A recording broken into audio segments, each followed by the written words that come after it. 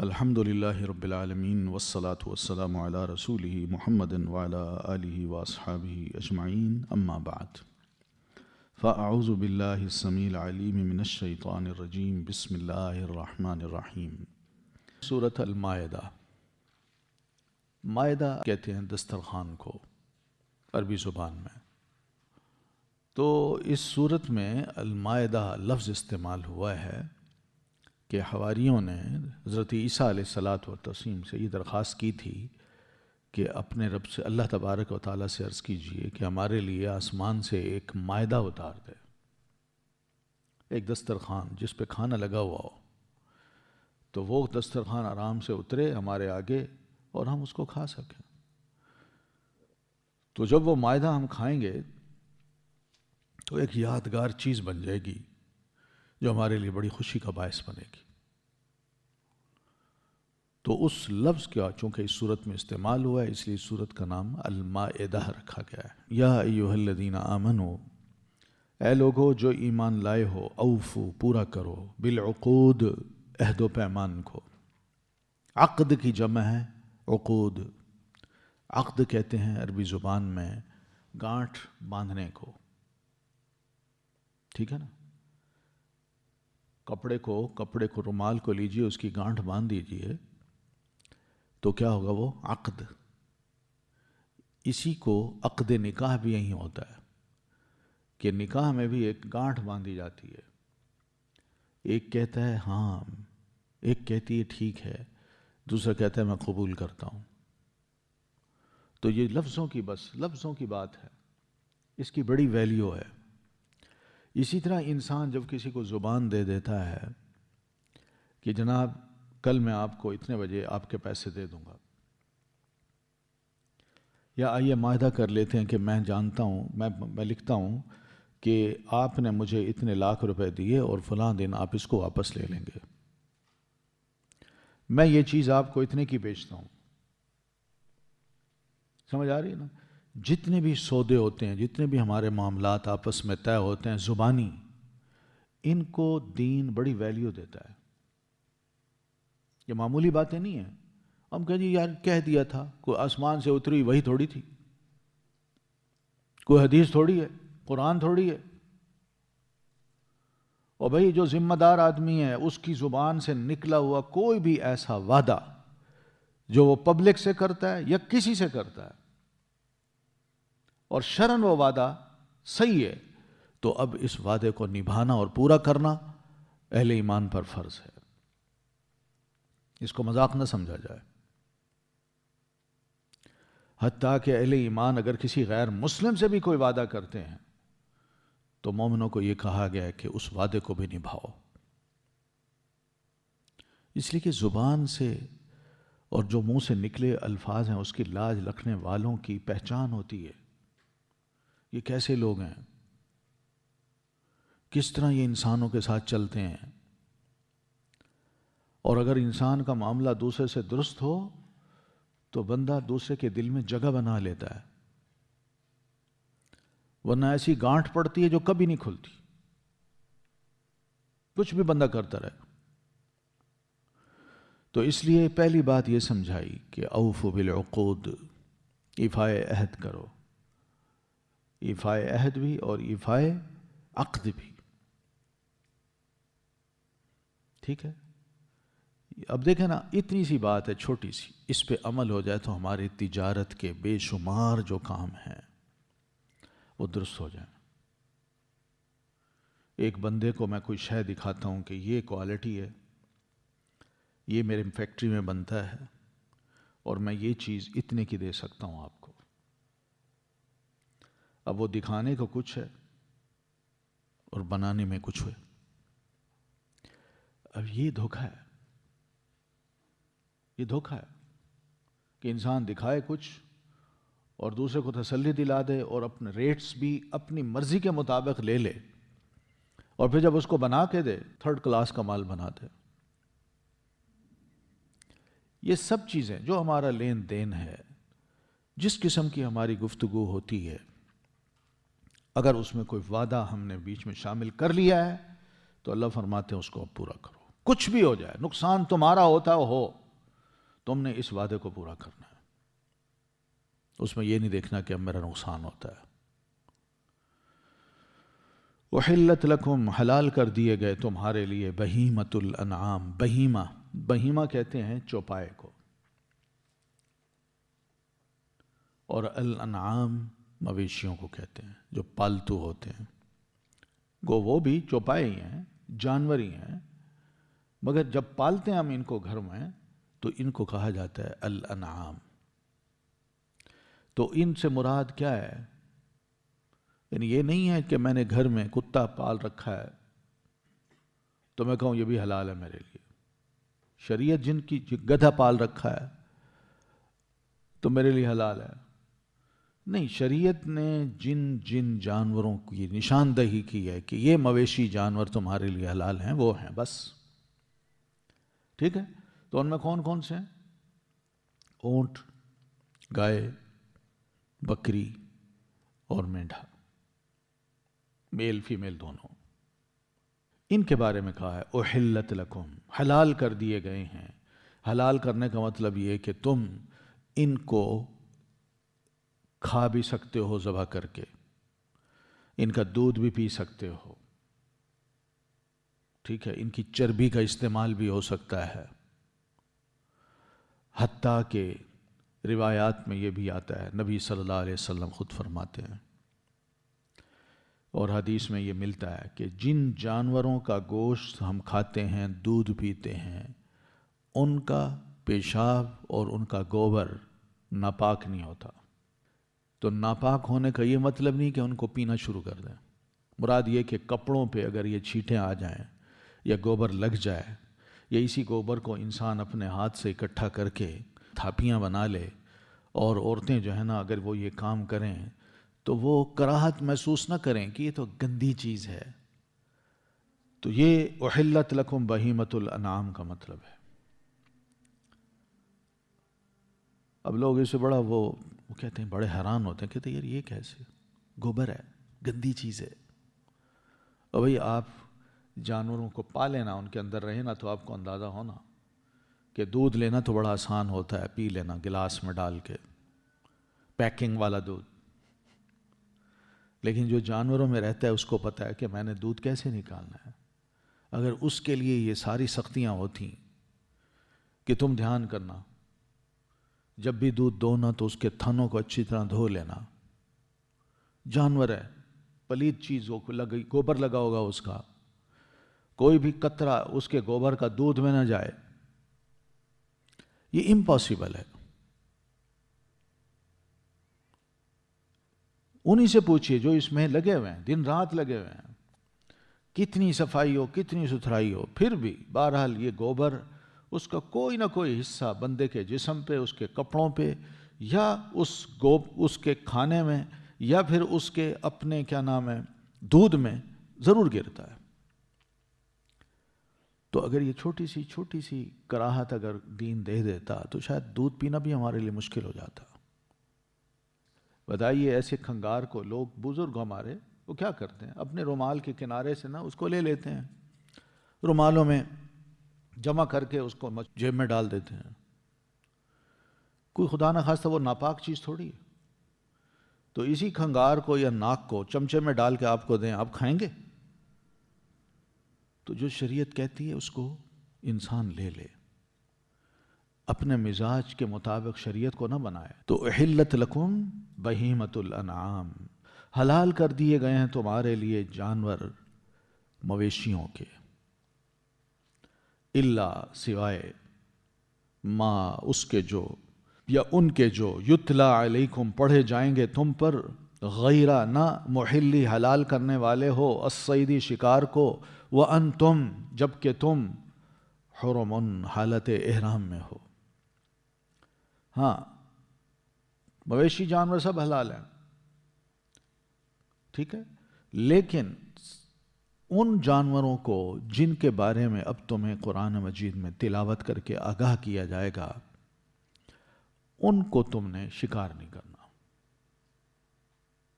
کہ یہ حلال تو ہیں اور حالت احرام میں ہم ان کو شکار کر لیں، اس سے منع کر رہے ہیں ہم آپ کو. کیونکہ احرام کی حالت جو ہے وہ ایک کیفیت ہے جو انسان نے اپنے اوپر طاری کر رکھی ہے کہ اللہ میں تو قربانیاں دینے کے لیے آ رہا ہوں، نہ کہ قربانیاں شکار کرنے کے لیے آ رہا ہوں۔ تو حالت احرام میں انسان کیا کرے کہ شکار کو اپنے لیے حلال نہ سمجھے، خود شکار نہ کرے۔ کوئی اور شکار کر چکا اور اس نے حاجی کو حالت احرام میں وہ شکار کا گوشت کھلا دیا، وہ اور بات ہے، وہ کھا سکتا ہے، مگر خود شکار نہ کرے، یہ منع ہے۔ تو وہ چاہے کتنا ہی حلال جانو، ہرن نظر آئے، کوئی پہاڑی بکرا نظر آئے یا نیل گائے نظر آئے اور بندہ کہے کہ میں اس کو شکار کرتا ہوں اور حالت احرام میں ہو، اللہ فرماتے ہیں نہ، یہ نہیں کرنا۔ یہ تمہیں ہم اب بتائیں گے قرآن مجید میں بتائے لکھ کے ان نازل کر کے یہ مسئلہ کہ تم نے یہ کام نہیں کرنا۔ ان اللہ یحکم ما یرید، بے شک اللہ فیصلہ کرتا ہے جو وہ چاہتا ہے۔ اب کوئی کہے کیوں اللہ تعالیٰ ایسا کیوں؟ سفر میں انسان آ رہا ہے، پہاڑی راستے ہیں، بھوکا ہے، پیاسا ہے، کھانے کو اس کے پاس بعض اوقات کچھ نہیں ہو سکتا، تو سامنے ایک شکار نظر آ رہا ہے تو اس کو ذرا تھوڑا سا ایسے تیر مارے یا اس کے پیچھے بھاگے، گھوڑا دوڑائے، آرام سے اس کو شکار کر سکتا ہے اور اس کے بڑے مسئلے حل ہو سکتے ہیں، اس کی بھوک ختم ہو سکتی ہے، اس کے ساتھ قافلہ ہے، قافلے والوں کو بہت کچھ مل جائے گا۔ تو اللہ فرماتے ہیں یہ میرا فیصلہ ہے، جو میں چاہ رہا ہوں میں کہہ رہا ہوں، تم نے یہ کام نہیں کرنا۔ کسی اور چیز پہ گزارا کر لو مگر شکار کو نہیں کرنا۔ شکار چاہے وہ تمہارے قریبی کیوں نہ ہو، تمہاری دسترس میں بھی کیوں نہ ہو، تمہارے تیر کے نشانے پہ یا گولی کے نشانے پہ بھی کیوں نہ ہو۔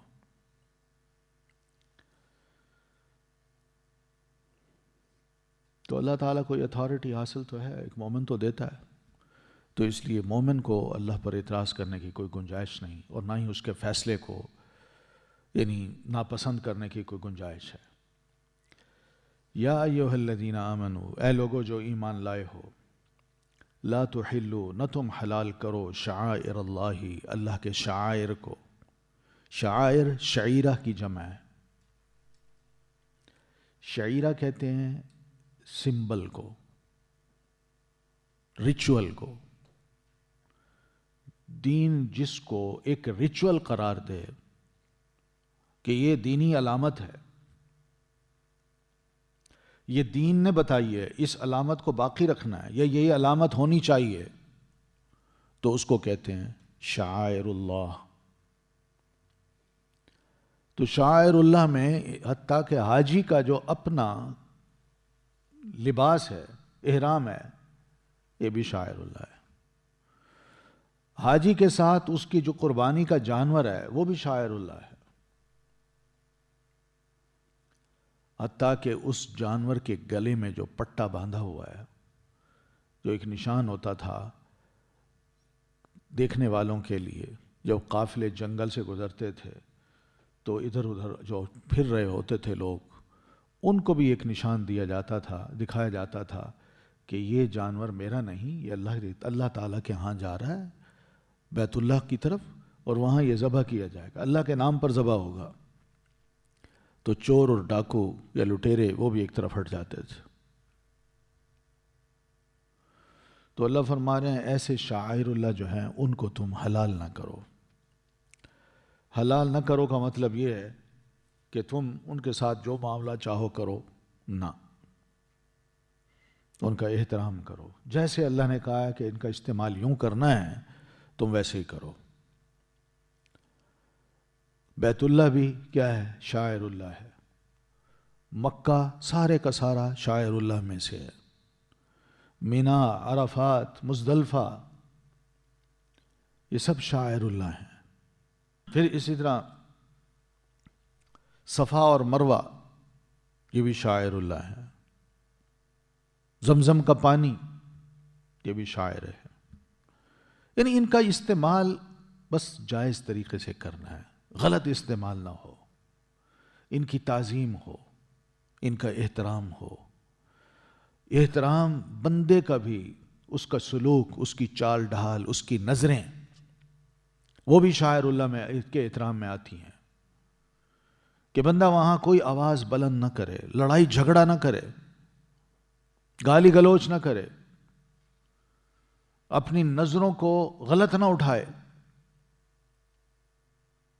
یہ سب اس میں آتے ہیں کہ لا تحلوا شعائر اللہ، اللہ کے شاعر کو حلال نہ کرو. ولا الشہر الحرام، اور نہ ماہ حرام کو، یعنی حرمت کے جو 4 مہینے ہیں ان کا بھی احترام کرنا ہے، ان کی حرمت کو پامال نہیں کرنا. ان کی حرمت یہ ہے کہ اس میں کوئی لڑائی نہیں لڑنی، گالی گلوچ نہیں دینی. تو مہینہ یہ کہیں بھی تم گزارو، اس کا احترام کرنا ہے. جانتے ہیں نا وہ 4 مہینے کون کون سے ہیں؟ منہا 4 حرم، ان میں 4 مہینے حرمت والے ہیں.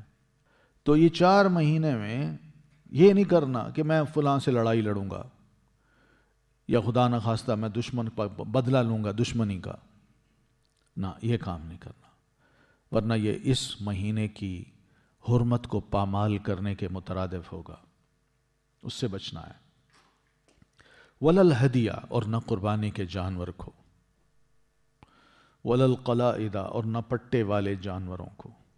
یہ پٹا علامت ہوتی تھی اس بات کی کہ یہ جانور جا رہا ہے کدھر؟ بیت اللہ کی طرف. یہ وہاں پر ذبح کیا جائے گا، اللہ کے نام پر ہوگا، اور وہاں کے غریبوں اور مسکینوں کو تقسیم کیا جائے گا.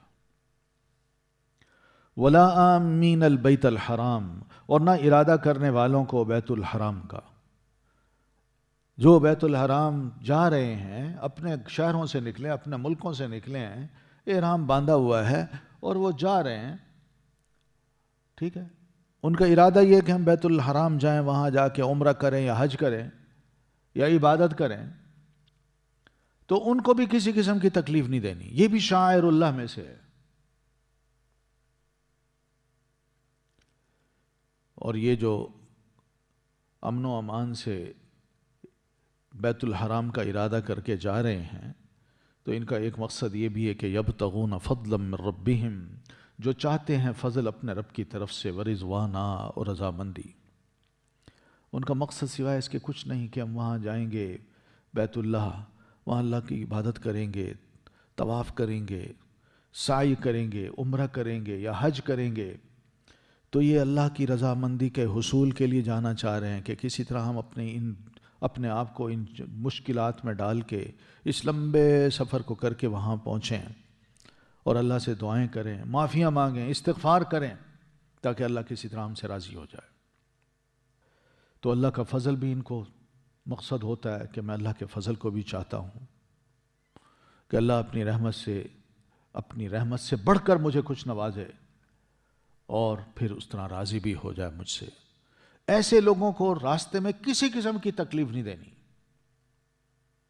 ان کا بھی احترام کرنا ہے، اور ہو سکے تو ان کی خدمت کی جائے. لا تحلوا شعائر اللہ وَإِذَا حَلَلْتُمْ، اور جب تم حلال ہو جاؤ، مراد یہ کہ احرام کھول دو. تم نے عمرہ کر لیا، اب احرام تم کھول دو، تو اب تم فاصطادوا، تو اب تم شکار کرو، اب شکار کر سکتے ہو. یہ ہے جو کہ تعلیم دی گئی ہے. تو فاصطادوا کا مطلب ایک رہنمائی ہے، یہ فعل امر تو ہے. فعل امر کا مطلب یہ نہیں ہے کہ جیسے قرآن مجید میں اقیموا الصلاۃ، نماز قائم کرو. تو اقیموا کے لفظ سے ہم یہ معنی لیتے ہیں، فقہا بھی یہ معنی لیتے ہیں، اور جو اصول فقہ کے علماء ہیں وہ بھی یہ معنی لیتے ہیں کہ اقیموا فعل امر ہے، اور فعل امر کس کے لیے ہوتا ہے؟ فرض کرنے کے لیے. تو لہذا جو اللہ حکم دے رہا ہو وہ فرض ہوتا ہے، اس کو بجا لانا ہوتا ہے. جیسے اقیموا الصلاۃ، تو اقیموا فعل امر ہے، اللہ کی طرف سے حکم ہے، تو یہ حکم فرض ہو گیا، لہذا نماز پڑھنی فرض ہے. تو اسی طرح فاصطادوا جو ہے یہ بھی فعل امر ہے، یہ اللہ تعالیٰ کی طرف سے ہے. تو اب اس کا مطلب کیا ہم یہی لیں کہ یہ بھی فعل امر ہے، تو لہٰذا ہر حاجی جو احرام کھول دے وہ شکار بھی کرے، اس پر فرض ہے؟ نہیں، یہ مطلب نہیں ہے اس کا. یہاں فاستادو کا مطلب ایک رہنمائی ہے. بعض امر اللہ تعالیٰ کے ایسے ہوتے ہیں کہ جس کا مطلب رہنمائی ہوتا ہے کہ یہ کام کر لو، اس کا فائدہ ہے. اور بعض امر ایسے ہوتے ہیں جس میں درخواست ہوتی ہے. جیسے چھوٹا بڑے کو کہتا ہے کہ آپ اٹھیے، قم، تو یہ فعل امر تو ہے. اب چھوٹا جو بڑے کو کہہ رہا ہے قم، تو اس کا مطلب یہ نہیں کہ وہ تحکمانہ انداز اپنا رہا ہے، بلکہ اس کا مطلب ہے ایک درخواست کر رہا ہے کہ آپ کھڑے ہوئیے، اجلس، آپ بیٹھیے. ایک درخواست ہے. اسی طرح ہم بھی کہتے ہیں ربنا آتینا، اے ہمارے رب، آتی فعل امر ہے، تو دے ہمیں. اب یہ ہم اللہ کو حکم دے رہے ہیں، چھوٹے ہو کے کیسے حکم دے سکتے ہیں؟ دوسرا مطلب کیا؟ ہماری ایک درخواست ہے. اس طرح وقنا عذاب النار، اب قی جو ہے، قی، تو بچا، یہ ہم کہہ رہے ہیں نا، فعل امر ہے. کیا اللہ تعالیٰ کو ہم تحکمانہ لہجے میں کہہ رہے ہیں؟ نہیں، بلکہ کیا ہے؟ ایک درخواست ہے. تو یہ انداز ہیں عربی زبان کے. تو یہاں فاصطادوا کا مطلب یہ نہیں لینا کہ اللہ ہمیں حکم دے رہا ہے لہذا ہر حاجی جو ہے نا وہ جو ہی احرام کھولے، یا عمرہ کرنے والا جو ہی احرام کھولے تو اب وہ تیر کمان لے یا بندوق لے اور جنگل میں نکل جائے اور شکار کرے. جب تک شکار نہیں کرے گا اس کا عمرہ پورا نہیں ہوگا یا حج پورا نہیں ہوگا. یہ مطلب نہیں ہے اس کا، بلکہ ایک رہنمائی ہے کہ اگر کرنا ہے تو حالت احرام میں نہ کرو بلکہ حالت احرام کے بعد کرو. یہ مطلب ہے. وَلَا يَجْرِمَنَّكُمْ، اور نہ آمادہ کرے تمہیں، شنآنو، دشمنی، شنآن دشمنی کو کہتے ہیں، قوم، کسی قوم کی، ان کہ صدوکم، انہوں نے روکا تم کو، عن المسجد الحرامی، مسجد حرام سے، ان تعتدو، کہ تم زیادتی کرو. کیونکہ بعض اوقات ایسا بھی ہوتا ہے کہ انسان اپنے قافلے کو لے کے جا رہا ہے تو راستے میں کوئی اور آڑے آ گیا اور اس نے ان کو حرم، مسجد حرام جانے سے روک دیا. اب اس کے دماغ میں یہ بات بیٹھ گئی. 2-4 سال کے بعد اللہ تعالیٰ نے اس کو موقع دیا کہ پھر اب تم جاؤ. اب وہ اپنے ساتھ بڑے طاقتور لوگوں کو اور مسلح ہو کے لے جا رہا ہے، اور اب نیت یہ ہے کہ میں نے راستے میں اگر یہ آئے تو ان کی پوری خبر لینی ہے اور پچھلا بدلہ بھی لینا ہے. تو جو دشمنی ہے، اللہ فرماتے ہیں اب چھوڑ دو. اس راہ میں نکلے ہو تو دشمنی چھوڑو. تمہارے راستے میں آنے والے جو لوگ تھے وہ جاہل تھے، وہ بے وقوفی کی ان کو پتہ نہیں تھا کہ کتنا عظیم کام تم کرنے کے لیے آ رہے تھے، لیکن انہوں نے خام خواہ تمہیں روک لیا. اب اس کا یہ مطلب نہیں کہ ان کی جہالت کا بدلہ تم دشمنی سے دو. یہ کام نہیں کرنا. کہ جن لوگوں نے تمہیں مسجد حرام آنے سے روکا ہے، چاہے وہ مکہ کے لوگ ہی کیوں نہ ہو، کیونکہ بندے کو غصہ تو آتا ہے. اب صحابہ کرام جو تھے وہ ہجرت کر کے جب مدینہ آئے تو ان کی کتنی خواہش تھی کہ ہم واپس جائیں، مکہ کا کم از کم طواف ہی کر لیں، عمرہ کر لیں، لیکن یہ لوگ نہیں آنے دیتے تھے، مکی لوگ ان کو نہیں آنے دیتے تھے. تو غصہ تھا ان کو. اللہ تعالیٰ نے فرمایا دھیان کرنا، کسی قوم کے دشمنی تمہیں اس بات پہ آمادہ نہ کرے کہ تم غلبہ پا کے ان کے ساتھ زیادتی کرو، ان کی خوب خبر لو، ان کو مارو.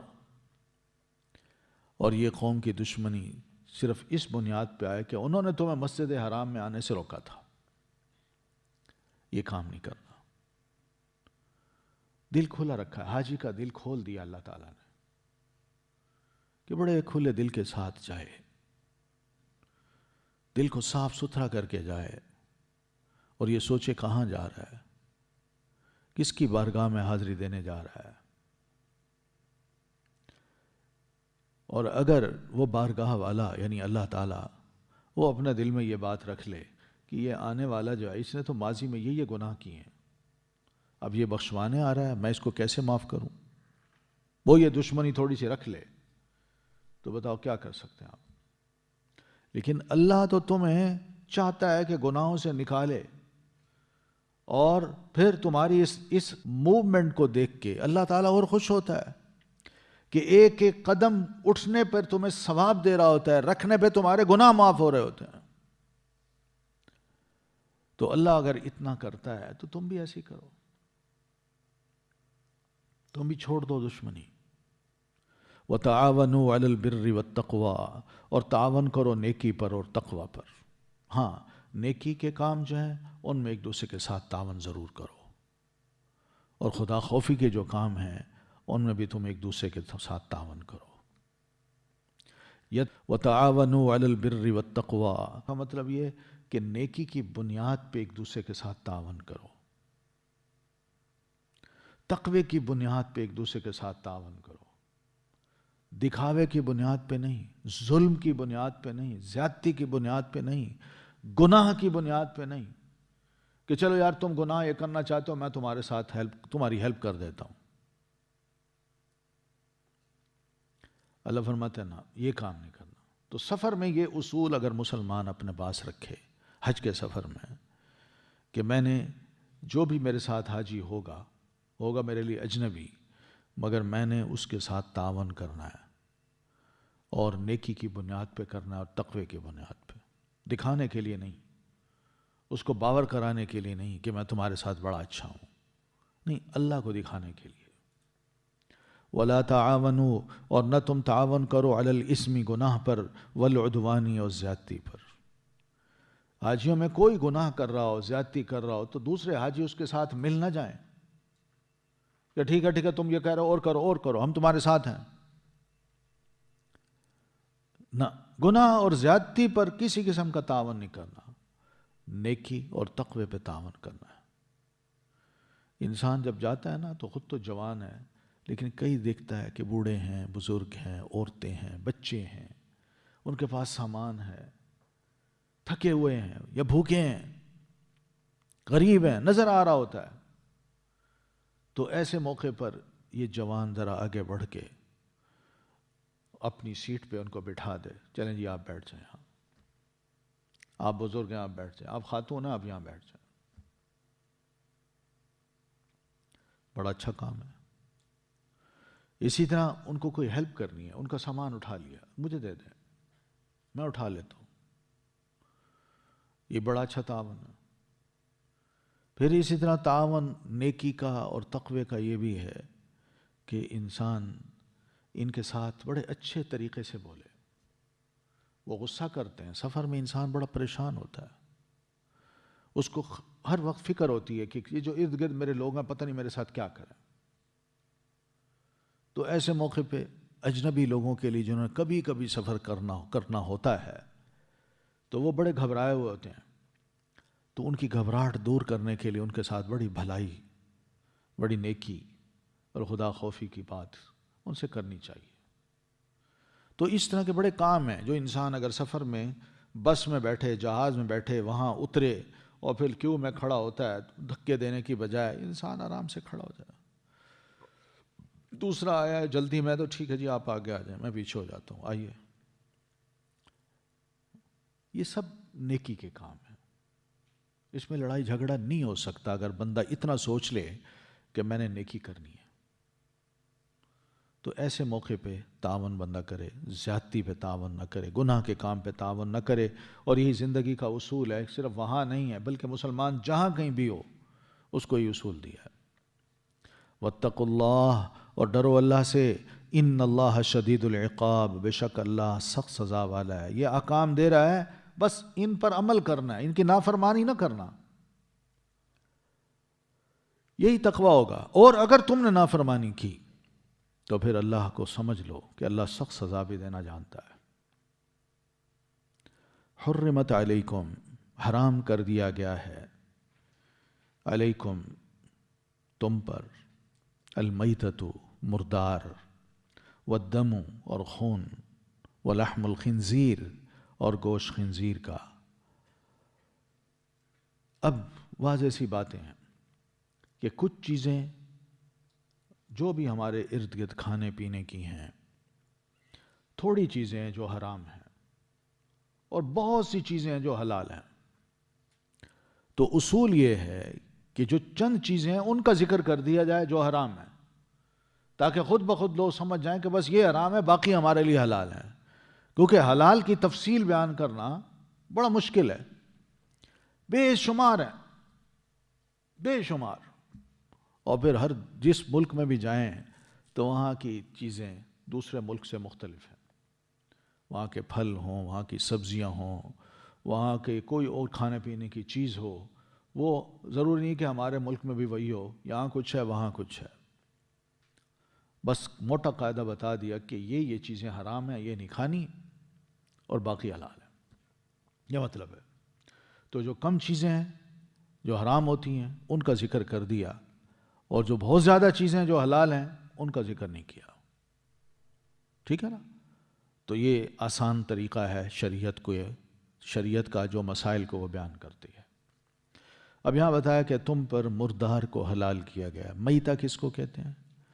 ایسا جانور جو حلال تھا، رات کو آپ نے باندھا، ٹھیک ٹھاک تھا، صبح اٹھے تو مرا پڑا ہے. ٹھیک ہے؟ تو اس کو کہتے ہیں میتہ. یعنی جو جانور ذبح کیے بغیر، بکری، جانور کوئی بھی ہو لیکن حلال ہو، حلال جانور،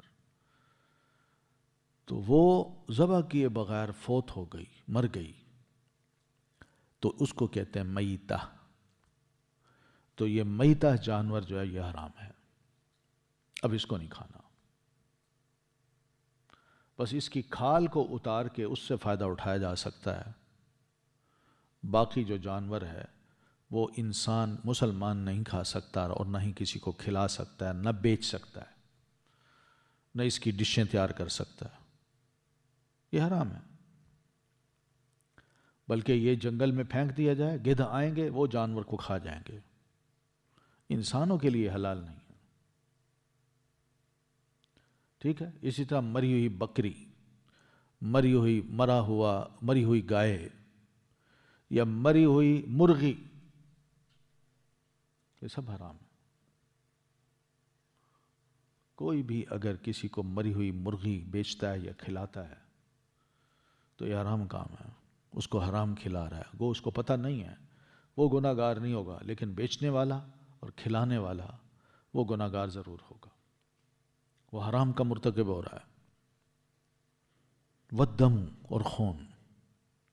یہ خون وہ ہوتا ہے جو جاہلی دور میں لوگ کیا کرتے تھے کہ جانور، گائے ہو، بکری ہو، اونٹ ہو، اس کو جب ذبح کرتے تھے نا تو اس کا جو خون نکلتا تھا نا اس کو جمع کر لیتے تھے. جمع کر کے یہ جم جاتا تھا، تو جمے ہوئے خون کو یہ پھر پکا کے کھاتے تھے یا ویسے ہی پگھلا کے پی جاتے تھے. تو اللہ نے فرمایا یہ خون جو ذبح کرتے وقت نکلتا ہے وہ خون حرام ہے، اس کو نہیں کھانا. اس لیے ہم جب جانور ذبح کرتے ہیں نا تو اس کا خون زمین پہ گرا دیتے ہیں اور اس کو بہا دیتے ہیں. اس کو اس قابل نہیں سمجھتے کہ اس کو بھی کھانا چاہیے، لیکن پہلے کھاتے تھے لوگ. تو اللہ نے فرمایا نہیں، اب یہ حرام ہے. وجہ یہ ہے کہ یہ خون جب نکلتا ہے نا تو اس خون میں ایک بڑا جوش ہوتا ہے، گرم چیز ہے. یہ خون جب کھایا جائے گا تو انسان کا بھی خون ویسا ہی بن جائے گا، اور پھر اس خون کا نقصان یہ ہوگا کہ انسان کی عادتیں بھی پھر جانوروں جیسی ہو جائیں گی. جو خوراک کھاتا نا اس کے اثرات بندے کی اپنے خون پہ، اس کی باڈی پہ، اس کی اپنی سوچ پہ مرتب ہوتے ہیں. یہ یاد رکھیے. آپ برگر کھائیں تو آپ برگر سٹائل بن جائیں گے. دیکھیے گا سٹائل ہی وہی بن جائے گا. کیسے کھاتے ہیں برگر؟ ایسے منہ اتنا بڑا کھول کے، اتنا جتنا بڑا ہوگا اتنا ہی بڑا. یہ کیوں ہے؟ یہ کون سا سٹائل ہے؟ انسان کا ہے؟ بتائیے انسان کا ہے؟ نبی صلی اللہ علیہ وسلم کے بارے میں یہی آتا ہے کہ آپ صلی اللہ علیہ وسلم جب کھانا کھاتے تھے تو آپ کی یہ 2 انگلیاں اور یہ انگوٹھا، وہ یہی استعمال ہوتا تھا کھانے میں. اس سے آپ اندازہ کر لیں کتنا کھانا آتا ہے اس میں. جتنا بھی زیادہ سے زیادہ آئے بس یہی کر سکتا ہے انسان. یہ سٹائل پیارے نبی صلی اللہ علیہ وسلم کے ہیں. ہمیں انسان سمجھ کے نا اللہ تعالیٰ نے یہ تعلیمات دی ہیں. ہم کچھ جانور نہیں ہیں. تو ودم تو خون جو ہے بہتا ہوا خون. یہ دوسرا مطلب یہ ہے کہ وہ خون جب انسان بہا دیتا ہے اور اس کے بعد بکری کو کاٹ کے اس کی ہڈیاں جب توڑتا ہے تو ہڈی پہ کچھ تھوڑا سا خون لگا ہوتا ہے. وہ خون اگر ہانڈی میں بھی چلا جائے تو اس سے حرام نہیں ہوتا، کیوں؟ وہ بہا نہیں ہے. جو بہنا تھا بہہ گیا. جو باقی اندر بچا ہے اس کو انسان صاف کر لے. لیکن یہ ہے کہ اگر کوئی خون جمع ہوا ہڈیوں میں پھنس کے چلا جاتا ہے اس میں ہانڈی میں اور بعد میں نظر آتا ہے تو یہ مطلب نہیں کہ ہانڈی آرام ہو گئی. یہاں بات ہے دم کی، ایسا خون جو کہ ذبح کرتے وقت بہایا جائے. ٹھیک ہے نا؟ وہ وَلَحْمُ الْخِنْزِيرِ اور خنزیر کا گوشت. تو خنزیر جو ہے ہم سب جانتے ہیں کیا جانور ہے، کس قسم کا ہے، کیا اس کی فطرت ہے، کیا نیچر ہے، کتنا غلیظ یعنی غلاظت کھانے والا جانور. بے شک آپ فارم بنا لیں لیکن اس کی عادتیں ختم نہیں ہو سکتی. آپ فارم بنا کے وہیں ان کو پالیں، ان کی نسلیں بڑھائیں اور پھر اس کے بعد اس کو بڑا صاف ستھرا بنا کے لوگوں کو دکھائیں، لیکن اس کی فطرت وہ تبدیل نہیں ہو سکتی. وہ فطرت کیا ہے؟ خبیث اور ناپاک عادتیں جو اس کے مزاج میں، اس کی فزیک میں اللہ تعالیٰ نے رکھ دی ہیں. اور وہ یہی ہیں کہ وہ انتہائی بے شرم، بے حیا قسم کا جانور ہے. انتہائی بے شرم ہے. اور پھر ایسے جانور کا انسان گوشت کھائے تو بتائیے کیا اس کی سوچ ایسی نہیں بنے گی؟ کیا اس کا مزاج ایسا نہیں بنے گا؟ کیا وہ خنزیر کی طرح حرکتیں نہیں کرے گا؟ تو اس لیے اس کو بھی اللہ فرماتے ہیں حرمت، یہ بھی حرام ہے. وما اہل ہلال سے ہے. ہلال کہتے ہیں پہلی رات کے چاند کو. تو اس کا نام اس لیے رکھا گیا ہے کہ جب اس کو انسان بڑے غور سے تلاش کرتا ہے نا، ہوتا بڑا باریک ہے، تو جب تلاش کرتا ہے چھتوں پہ چڑھ کے میدانوں میں یوں دیکھ رہا ہوتا ہے اور سب دیکھ رہے ہوتے ہیں اور دیکھتے دیکھتے کسی کو نظر آ جائے تو وہ کہتا ہے وہ چاند، وہ چاند. وہ جو چیخنا ہے نا اس کا، وہ جو اونچی بولنا ہے، اس کو کہتے ہیں ہلال.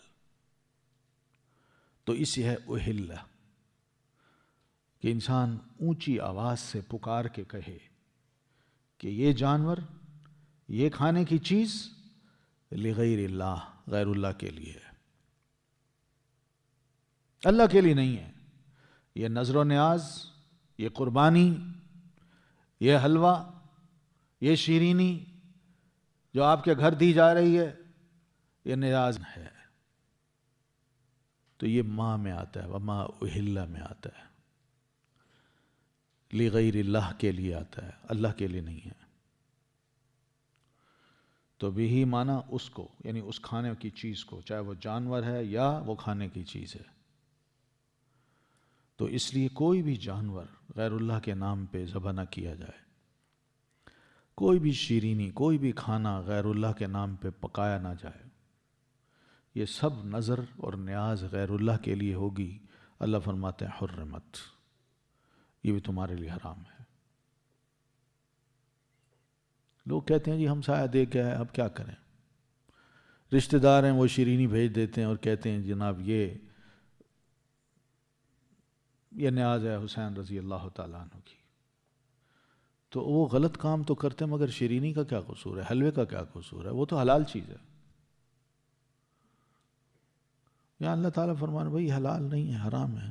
ماں، جو وہ کھانے کی چیز جو تمہارے پاس آئی ہے، یہ جو تم نے بنائی ہے، اگر اس پر غیر اللہ کا نام پکارا گیا ہے، اللہ کا نام نہیں، غیر اللہ کا، یعنی کسی غیر اللہ کے لیے دی جائے تو وہ کیا ہے؟ حرام ہے. تو اس لیے یہ بھی آسان سی چیز ہے، اس کو سمجھنا آسان ہے، لیکن ہم چونکہ پھنسے ہوئے ہوتے ہیں تو اس لیے چاہتے ہیں کہ کوئی سوال ایسے کر کے نا اپنے لیے کوئی راہ نکال لیں کہ کسی طرح یہ کھانا ہمارے لیے حلال ہو جائے اور لوگ ناراض نہ ہوں ہم سے. نہیں، لوگوں نے نہیں چھوڑنا ان کاموں کو. ہاں یہ ضرور کریں گے آپ سے منوا کے آپ کو یہ حرام چیز کھلا ضرور دیں گے. اس لیے مسئلہ آپ کا ہے نہ کہ ان کا.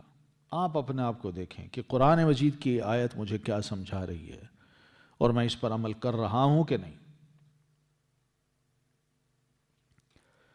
تو وما اہل لغیر اللہ بہ، یہ نبی علیہ السلام کی آمد سے پہلے یہ عرب میں عام رواج تھا کہ غیر اللہ کے نام پہ بہت سی چیزیں بنا دی جاتی تھیں، چھوڑ دی جاتی تھیں، جانور غیر اللہ کے نام منسوب کر دیے جاتے تھے. اور پھر اسی طرح اور بھی بڑا عام رواج تھا اور سمجھتے تھے یہ بہت بڑی نیکی ہے. یہ سب خرافات ہیں اور غلط عقائد ہیں جو انسانوں نے بنا لیے اللہ کے بارے میں، کہ اللہ کے ٹائٹل دوسروں کو دے کے ان کو خوش کرنا چاہتے ہیں. جو ان کے بت تھے، جو ان کے خدا تھے، وہ ان کے نام چڑھاوے چڑھاتے تھے. تو یہ سب چیزیں منع کی ہیں مسلمانوں کو کہ تم ان کے قریب نہ جانا، یہ تمہارے لیے سب حرام چیزیں ہیں، اس لیے کہ تم اللہ کو ماننے والے ہو. کیا اللہ کو ماننے والا اللہ کے نام پر نہیں کھائے گا اور غیر اللہ کے نام پہ کھائے گا جس پہ اللہ تعالیٰ کو خود بھی غیرت آتی ہے؟ تو اس لیے وما اہل لغیر اللہ بہ جو ہے یہ بس قابل غور چیز ہے، اس کو سمجھنا ہے. آج کل یہ گھر گھر ہے. ہم موحد نہیں رہے، سچی بات یہ ہے. ہم اللہ کو پہچانتے ہی نہیں ہیں. اللہ کے نام پہ جو خیرات ہے وہ کرنا نہیں جانتے. یہ کالے بکرے اور چھترے اور اس طرح کی بڑی عجیب و غریب چیزیں جو ہمارے ہاں آ گئی ہیں، یہ کیا ہے؟ کیا پیچھے کانسیپٹس دیے جاتے ہیں اور پھر اس کے بعد ایک مسلمان سمجھتا ہے کہ شاید یہ بھی بڑے نیکی کا کام ہے. کوئی نیکی نہیں ہے. یہ صرف انہی چیزوں پر اگر مسلمان ذرا اپنے آپ کو پابند کر لینا تو یہ سارے کاروبار ٹھپ ہو جائیں اور لوگ سیدھے ہو جائیں. کہ بھئی محنت کریں گے، غلط طریقے جو ہم نے بنا لیے ہیں، اب لوگ سمجھدار ہو گئے، اب یہ ہمیں نہیں دیں گے، اب یہ سب اللہ کے نام پہ دیتے ہیں. والمنخنقۃ، اور گلا گھٹ کر مرنے والی، یعنی کوئی بکری تھی، اس کے گلے میں رسی تھی تو وہ کسی طرح آگے بڑھی یا نیچے اتری یا ادھر ادھر ہوئی تو اس کا گلا گھٹ گیا یا نیچے گر گئی اور لٹک گئی، اس کا گلا گھٹ گیا اور مر گئی. اب ایسی بکری چونکہ ذبح نہیں کی جا سکی تو یہ بھی حرام. اور والموقوذۃ، اور چوٹ لگ کر مرنے والی، اوپر سے گر گئی، پہاڑ پہ تھی وہاں سے گری نیچے مر گئی. اور والمتردیۃ، یا کسی نے سینگ مارا اس کو، یا پھر چوٹ کیسی لگ گئی، کوئی بھی چوٹ لگ گئی تو اس سے مر گئی. والمتردیۃ، اور بلندی سے گر کر مرنے والی. والنطیحۃ، اور سینگ لگ کر مرنے والی، دوسری بکری نے اس کو سینگ مار دیا، وہ مر گئی. وما اکل السبع، اور جسے کھا جائے درندہ، کسی درندے نے پکڑا اور اس کا کچھ حصہ وہ کھا گیا اور پھر باقی چھوڑ کے چلا گیا. اب یہ باقی جو بچا ہوا ہے میں کھا سکتا ہوں؟ نہیں. وما اکل السبع، نہیں، الا ما ذکیتم، مگر جس کو ذبح کر لیا تم نے. یعنی درندہ نے پکڑا، تم پہنچ گئے اور وہ زخمی تھا، درندہ تمہیں دیکھ کے بھاگ گیا اور ابھی وہ زخمی ہے، مرا نہیں ہے جانور، تو تم اس کو پکڑ کے اسی وقت ذبح کر لو، تو ذبح کرنے کے بعد تم کھا سکتے ہو. ورنہ تمہارے پہنچنے پر وہ مر چکا ہے تو اب نہیں کھا سکتے. وما ذبح علی النصب، اور جو ذبح کیا گیا آستانوں پر. نصب کیا مطلب ہے اس کا؟ یعنی آستانوں میں بتوں کو کھڑا کیا جاتا تھا اور لوگ آتے تھے، ان کی شکلوں کو دیکھتے، ان سے دیکھتے کہ یہ بڑا ہے، یہ چھوٹا ہے، یہ خوبصورت ہے، یہ بدصورت ہے، یہ اس کام کو کرنے والا ہے، یہ اس کام کو کرنے والا ہے، یہ بگڑی بنانے والا ہے، یہ فلاں ہیں، یہ فلاں ہیں. مختلف قسم کے یہ سارے آستانے جگہ جگہ بنے ہوئے تھے. تو وہاں پر بھی لوگ جاتے اور جا کے نہ اپنے جانوروں کو ذبح کرتے تھے کہ یہ اس کے لیے ہے، یا ہماری قربانی یہیں قبول ہوگی، یہیں پر کریں گے تو قبول ہوگی. تو یہ جو ہے یہ نیت، یہ خراب نیت ہے، یہ اللہ کے لیے نہیں ہے. وہ کہتے ہیں اللہ کے نام پہ ہے. بھائی ٹھیک ہے، بھائی آپ اللہ کے نام پہ دینا چاہتے ہیں تو ضرور دیں، مگر 10 کی بجائے 9 کو دے دیں، 11 تاریخ کو دے دیں، 11ویں کی بجائے آپ 14-15 کو دے دیں یا 5-6 کو دے دیں. وہ ڈیٹ بھی تبدیل نہیں کریں گے. تو اس کا یہی پتہ چل جاتا ہے کہ ان لوگوں کی نیت یہی ہے کہ یہ تاریخ ہے، اس تاریخ کو ہم نے یہ کام کرنا ہے اور فلاں کے لیے کرنا ہے اور اسی کے نام سے کرنا ہے.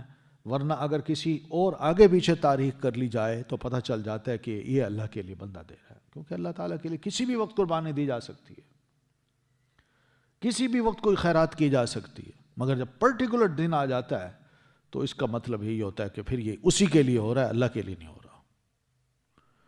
تو وما ذبح علی النصب، اور جو ذبح کیا گیا آستانوں پر، ٹھیک ہے، وہ بھی نہیں کھانا.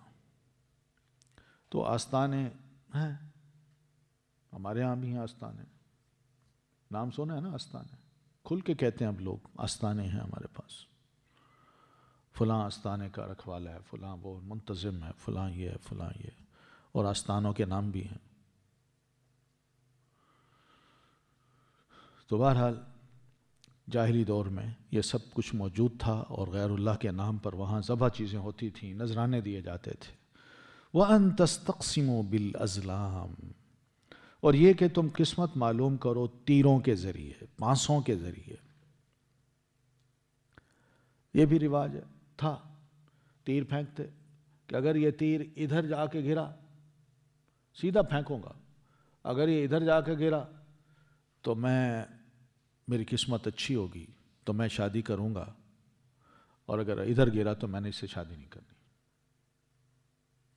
او بھائی دماغ خراب ہے تمہارا. آج کے دور میں اگر کوئی یہ حرکت کرے تو اس کو آسانی سے سمجھ آ سکتی ہے، بچہ سخت سمجھ سکتا ہے. اور بھائی تمہارا تیر اگر ادھر گرا ہے تو اس کا کوئی قصور نہیں ہے، تو ہوا نے گرا ہے، ہوا کی طرف، ہوا تھی بھی اس طرف. لیکن وہاں یہی خیال تھا کہ تیر ادھر گر گیا تو ٹھیک، نہ گرا تو ٹھیک. تو اس طرح کے کانسیپٹس. پھر پانسے یہ ہوتے ہیں کہ وہی تیروں کو نہ یوں پھینکتے تھے، یوں سیدھا آ کے گر گیا یا یہ طرف آ گئی، جیسے ٹاس ہوتا ہے کہ یہ پہلو آ گیا تو میں کروں گا، اگر دوسرا آئے تو نہیں کروں گا. تو اسی سے ملتے جلتے یہ طوطا کارڈ بھی ہے جو سڑک پہ بیٹھا ہوتا ہے، 4 روپے 5 روپے یا 1 روپے دے کے اس سے اپنی قسمت کا حال معلوم کر لیں. دیکھیں سڑک پہ بیٹھے ہوئے، تو یہ وہ لوگ ہیں. پھر اسی میں ہی آپ دیکھ لیں کہ یہ بھی ہے، ہاتھوں کی لکیریں ہیں، ستاروں سے اس قسمت کا حال معلوم کرنا. یہ غیر اللہ ہیں، وہی اللہ نہیں ہے، یہ کچھ نہیں کر سکتے. ان کا کوئی بھی ہماری زندگی کے اعمال کے ساتھ ان کا کوئی تعلق نہیں ہے، ہمارے نظریات کے ساتھ ان کا کوئی تعلق نہیں ہے. ان کو اللہ تعالیٰ نے ہمارے لیے مسخر کیا ہے. اللہ فرماتے ہیں ذالکم فسق، یہ سارے کام گناہ کے ہیں. یہ جتنی لسٹ بتائی ہے اوپر، یہ سب گناہ ہیں، سر سے لے کے پاؤں تک حرام ہیں، ناجائز ہیں، گناہ کے کام ہیں. تو گناہ سے تو مسلمان بچتا ہے نا. تو کتنا احسان کہ اللہ تعالیٰ نے یہ ساری چیزیں تفصیل کے ساتھ ہمیں بتا دیں کہ یہ چیزیں حرام ہیں، اس لیے کہ یہ بندہ استعمال کرے گا تو گناہ گار ہوگا، اور کھا بیٹھے گا تو اس سے گناہوں کے کام ہوں گے، کوئی اچھے کام نہیں ہوں گے. اس کی نیچر ہی ایسی بن جائے گی. پھر اسی طرح کچھ پیارے نبی علیہ الصلاۃ والتسلیم بھی چیزیں بتائی ہیں ہمیں کہ کیا کیا چیزیں ہمارے لیے حلال ہیں، کیا کی چیزیں حرام ہیں. مثال کے طور پر آپ فرماتے ہیں کہ سمندر کا وہ جانور جو سمندری پانی سے نکل کے باہر آ جائے اور تڑپ تڑپ کے مر جائے وہ تو حلال ہے تمہارے لیے. لیکن اگر سمندر سے نکل کے باہر بھی آ جاتا ہے اور باہر آ کے کئی دن زندہ رہتا ہے اور پھر اس کے بعد چلا جاتا ہے، وہ جانور حلال نہیں. هو الطہور ماؤہ والحل میتتہ، وہ سمندر جو ہے اس کا پانی تمہارے لیے طاہر ہے، یعنی پاک ہے، یعنی اسے وضو بھی کر سکتے ہو، نہا بھی سکتے ہو، اس کو پلید نہ سمجھو. اور دوسرا یہ کہ اس کا میتہ، مردار جو ہے، مردار کا مطلب یہ کہ وہ جانور جو سمندر میں رہ سکتا ہے باہر نکلے تو مر جاتا ہے تڑپ تڑپ کے، وہ ذبح نہ کریں ویسے ہی مر جاتا ہے، تو یہ میتہ ہے، تو یہ تمہارے لیے حلال ہے. ایک تو آپ نے یہ نسخہ میں دیا، پورے سمندر کو کلیئر کر دیا کہ اس کی خوراک کیا کیا ہمارے لیے حلال ہے اور کیسے حلال ہو سکتی ہے۔ اس لیے علماء یہ کہتے ہیں وہ سمندر کا جانور سمندر میں رہتا ہے، سمندر کے باہر آ کے نا وہ جیتا نہیں ہے، ختم ہو جاتا ہے، مر جاتا ہے تڑپ تڑپ کے، وہ حلال ہے ہمارے لیے۔ سمندر میں دیکھیں عجیب و غریب قسم کی مخلوق ہے، تو یہ جانور اگر زمین پہ آ جائے اور پانی کے بغیر وہ زندہ نہیں رہ سکتا تو وہ بھی کھایا جا سکتا ہے۔ پھر اس کے ساتھ کچھ اور جانور بھی نبی علیہ السلام نے بتا دیے، ایک اصول بتا دیا، ہر وہ جانور جو خونخوار ہے اور نوچتا ہے، چیرتا ہے، پھاڑتا ہے اور وہ گوشت یہی کھاتا ہے، گوشت خور ہے، تو وہ جانور بھی کیا ہے؟ حرام ہے تمہارے لیے۔ چیرنے پھاڑنے والا جانور اور شے کو چیر پھاڑ کے کھانے والا وہ حرام ہے۔ اب اس میں کتا بھی آ گیا، بلی بھی آ گئی، شیر بھی آ گیا، چیتا بھی آ گیا، یہ سب ایسے جانور ہیں۔ پھر اسی طرح پرندے آپ نے بتایا، ہر وہ پرندہ جو پنجے سے اور اپنے چونچ سے شکار کرتا ہے شکاری کو اور پھر اس کو چیر پھاڑ کے کھاتا ہے، ذی مخلب کہتے ہیں اس کو، آپ فرماتے ہیں یہ بھی حرام ہے، یہ پرندہ بھی نہیں کھانا۔ اس لیے بعض کو شکار کے لیے تو استعمال کیا جا سکتا ہے، اس لیے کہ یہ شکار کو پکڑتا ہے پرندے سے، پھر اس کو نوچتا ہے اور پھر وہی کھاتا ہے، لیکن جب یہ شکار کو پکڑ لے تو وہ شکار کیا ہوگا؟ وہ یہی ہوگا، کوئی شکرا ہوگا، کوئی تیتر ہوگا، کوئی بٹیر ہوگا۔ تو ایسے جانور جو ہے نا یہ سبزی خور ہوتے ہیں، یہ گوشت خور نہیں ہوتے، یہ شکار ہوتے ہیں، شکار کرتے نہیں ہیں۔ تو ایسے جانوروں کو، ایسے پرندوں کو ہم کھا سکتے ہیں جو گوشت خور نہیں ہیں، چیرنے پھاڑنے والے نہیں ہیں۔ بس یہ موٹی موٹی 3-4 باتیں اللہ کے رسول نے ہمیں سمجھائی ہیں سمندر کے بارے میں، جانوروں کے بارے میں اور پرندوں کے بارے میں، تو ہم کھا سکتے ہیں۔ تو یہ سب کام کیا ہے؟ فسق کے کام ہیں، یعنی گناہ ہیں، گناہ پہ ابھارتے ہیں، اور انسان جب خوراک بناتا ہے تو وہ گناہ کرتا ہے۔ الیوم، آج کے دن، یئس، مایوس ہو گئے، الذین، وہ جنہوں نے، کفروا، کفر کیا، من دینکم، تمہارے دین سے، یعنی جن لوگوں کو پتہ چل گیا کہ یہ دین ہے اسلام، اور یہ دین بتاتا ہے کہ ایک اللہ کی عبادت کرو، اسی کے نام کے خیرات کرو، اور جو جانور ہیں اسی کے نام پہ ذبح کرو، اور یہ خاص خاص جانور ہیں یہ حلال ہیں اور باقی یہ حرام ہیں۔ تو یہ جب تم بتاؤ گے، تم اس پہ عمل کرو گے، تو تم سے غیر مسلم بالکل مایوس ہو جائے گا، یار یہ لوگ اب قابو میں آنے والے نہیں ہیں، اب ان کو سمجھایا نہیں جا سکتا، یہ ہمیں سمجھاتے ہیں، یہ سب کچھ جانتے ہیں اب اپنے دین کے بارے میں، ان کو پتہ چل گیا ہے کہ حلال کیا حرام کیا، بس حلال کاروبار کریں گے، حرام سے بچیں گے۔ تو اس لیے وہ تم لوگوں سے، مسلمانوں سے نہ کوئی کاروباری معاملہ کریں گے، نہ تمہیں ان کو تم سے کوئی فائدہ ہو سکتا ہے۔ وَالْيَوْمَ يَئِسَ الَّذِينَ كَفَرُوا مِن دِينِكُمْ، تو وہ تم سے مایوس ہو چکے، لہذا فَلَا تَخْشَوْهُمْ، تو نہ تم ڈرو ان سے۔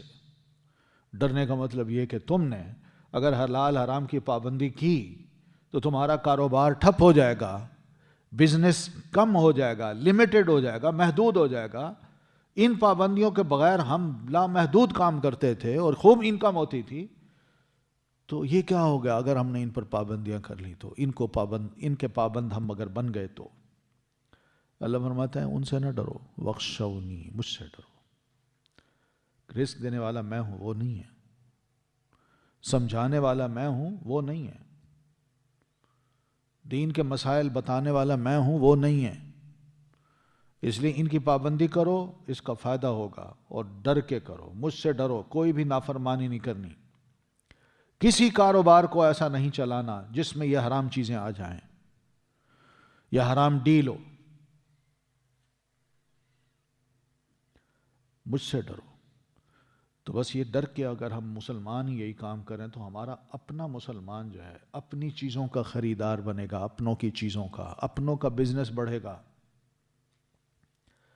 اپنی چیزوں کو وہ رواج دے گا، غیر جو ہے وہ دیکھے گا کہ بھئی یہ چیز اب مسلمان نہیں کھاتے، تو میں اپنوں کے لیے بنا سکتا ہوں، مسلمانوں کو نہیں کھلا سکتا۔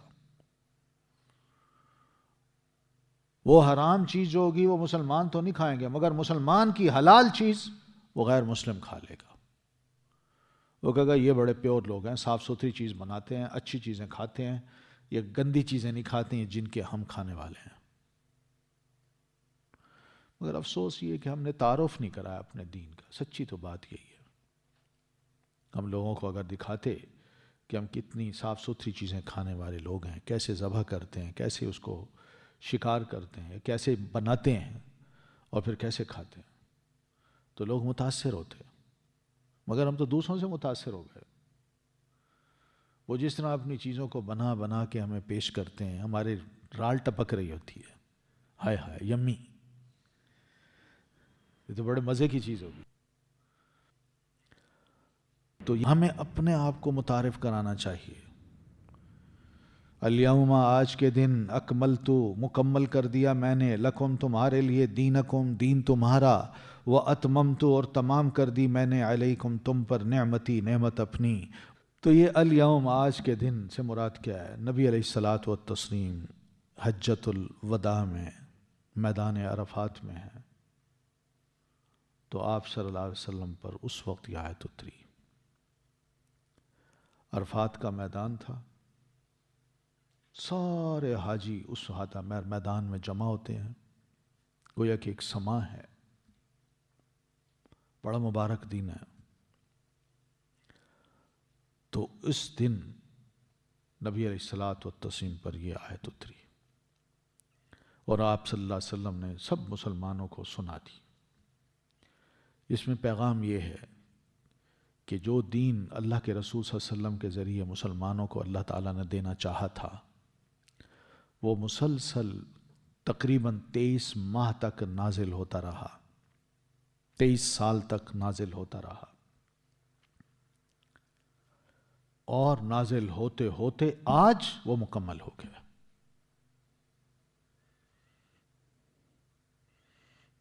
تو یہ ہے اکملت لکم دینکم، یعنی دین میں کوئی بھی اب ایسی چیز باقی نہیں رہی جس کی اب تمہیں مزید کی ضرورت ہو، مکمل ہے، کوئی اس میں اب نقص نہیں ہے کہ بعد میں کوئی یہ کہے کہ دین میں یہ چیز رہ گئی ہے، دین اس کا جواب نہیں دے سکتا، یا کسی کو اس بات کی اجازت نہیں ہے کہ بعد میں اس کامل دین کے اندر کوئی چیزیں ایڈ کر دے، اضافہ کر دے۔ یہ مکمل دین ہے، بس اس دین کی کہانی یہی ہے۔ جب مکمل ہے تو بس اسی چیپٹر کو اب بند کر دیجئے۔ اب کسی کو یہ خیال نہ آنے پائے کہ میں اس میں یہ چیز بھی بڑھا دوں یا یہ چیز گھٹا دوں۔ یہ قیامت تک اب مکمل دین ہے ہمارے پاس۔ تو اسی دین کو ہم نے، اللہ تعالیٰ نے اسی کو باقی رکھنا ہے، اسی کی حفاظت کا ذمہ لیا ہے اور اسی کو قیامت تک باقی رکھنا ہے۔ پھر یہ ہے کہ وَأَتْمَمْتُ عَلَيْكُمْ نِعْمَتِي، اور تمام کر دی میں نے تم پر اپنی نعمت، یعنی دین کی یہ نعمت جو ہے آہستہ آہستہ آہستہ آہستہ نازل کرتے کرتے آج میں نے اس کو پورا کر دیا۔ یا مکمل دین دیا ہے تو الحمدللہ تھوڑا تھوڑا کر کے نا اللہ تعالیٰ نے اس دین کو تمام کر دیا، یعنی جو نعمت ہمیں دینا تھی وہ پوری کی پوری ہمیں عطا کر دی۔ تو بس یہی نعمت ہے، اس میں کوئی اور شے کوئی ایڈ کرتا ہے یا گھٹاتا ہے تو وہ نعمت نہیں ہے، وہ بہت بڑی زحمت ہے، بہت بڑی خرابی ہے۔ یعنی اس نعمت پر وہ اللہ کا شکر ادا کرنے کی بجائے ناشکری کر رہا ہے کہ اللہ تو نے جو نعمت دی ہے اس میں یہ چیزیں رہ گئی ہیں، میں ان کو بڑھا رہا ہوں، یا یہ چیزیں رہ گئی ہیں جو تم نے گھٹا دی ہیں، میں گھٹا رہا ہوں، یہ اس کی ضرورت نہیں ہے۔ اتممت علیکم نعمتی ورضیت لکم، اور پسند کر لیا میں نے تمہارے لیے، الاسلام، اسلام کو، دینا، بطور دین کے۔ تو بس اب تمہارا دین جو ہے وہ اسلام ہونا چاہیے، میں اسی کو پسند کرتا ہوں، صرف اسلام۔ اسلام کے آگے حصے بکھرے نہیں کرنے، اس کی اجازت نہیں ہے۔ پہلوں نے بھی حصے بکھرے کیے تھے تو وہ بھی دعویٰ یہی کرتے تھے کہ ہم اللہ کو ماننے والے ہیں، کتابوں کو ماننے والے ہیں، رسول کو ماننے والے ہیں، مگر حصے بکھرے کر کے ماننا یہ کون سا ماننا ہے؟ اس میں تو اپنی خواہشات ہیں، تو ان خواہشات کے پیچھے بندہ چلتا ہے، تو اس طرح وہ دین نہیں رہتا بلکہ وہ مذہب بن جاتا ہے، وہ ایک اور راستہ نکال لیتا ہے انسان۔ یہاں مراد یہ ہے کہ دین جو سارا اللہ تعالیٰ نے آسمان سے اتارا ہے، جبکہ دین کے علاوہ دوسرے جو مذاہب ہیں وہ آسمان سے نہیں اترے ہوئے، وہ انسان کے اپنے بنائے ہوئے خیالات ہیں۔ تو دین جو اللہ نے آسمان سے اتارا ہے وہ ہے اسلام، اور اسلام کو بطور دین تمہارے اندر دیکھنا چاہتا ہے۔ ہم اسلام کو بطور دین کس طرح آج پیش کر رہے ہیں؟ یہ بطور دین ہم پیش نہیں کر رہے، ہم اسلام کو بطور اپنا مذہب پیش کر رہے ہیں۔ تو یہ بہت بڑی غلطی ہے، اس کی گنجائش نہیں ہے۔ وَرَضِيتُ لَكُمُ الْإِسْلَامَ دِينًا، فمن تو جو کوئی اضطر مجبور کر دیا گیا، فی مخمصۃ بھوک میں، یعنی کسی مسلمان کو کسی غیر مسلم نے پکڑ لیا ہے، اریسٹ کر لیا ہے، اور اس کو وہ کھانا دینا چاہتا ہے کہ کھاؤ، قیدی ہو تم میرے تو کھاؤ یہ، یا اس کے حلال کھانا اس کو نہیں دینا چاہتا، وہ کہتا ہے یہ حرام کھاؤ گے تو یہی ہے بس اور کچھ نہیں ہے، تم نظر و نیاز کو پسند نہیں کرتے تھے تو آج تمہیں یہی خوراک ملے گی، اس کے علاوہ کوئی حلال چیز تمہیں نہیں ملے گی، تم ہمارے انصاب پہ، ہمارے آستانوں پہ ذبح ہونے والے جانوروں کو حرام کہتے تھے تو اب یہی حرام خوراک ہی تمہیں کھانی پڑے گی، اس کے علاوہ کچھ نہیں ملے گا۔ اس کے حالات ایسے بنا دیے گئے مومن کے کہ اس کو حلال کہیں نہیں مل رہا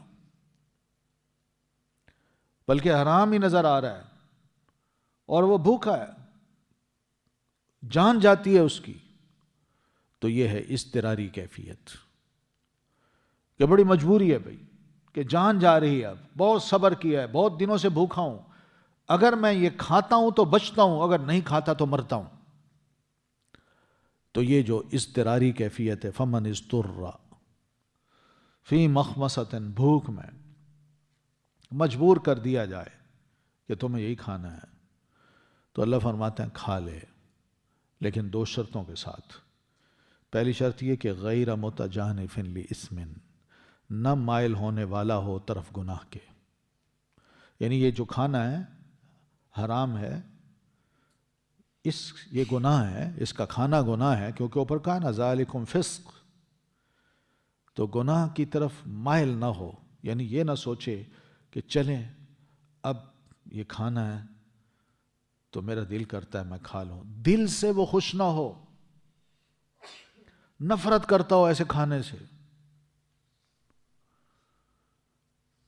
پھر دوسری بات یہ کہ غیر متجانف لاسم کا ایک مطلب یہ ہے کہ چلیں آج کھانے کا موقع مل گیا تو سیر ہو کے کھا لوں،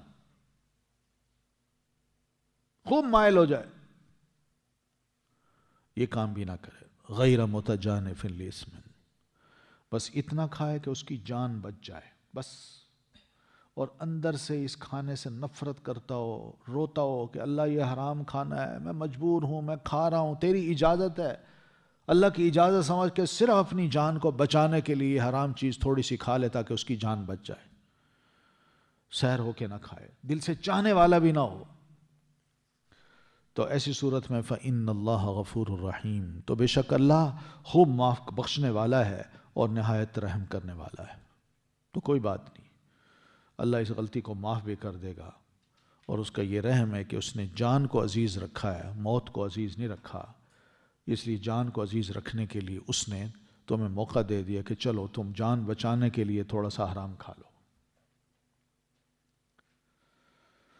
یسألونک، وہ سوال کرتے ہیں آپ سے، ماذا، کیا کچھ، احل حلال کیا گیا لہم ان کے لیے.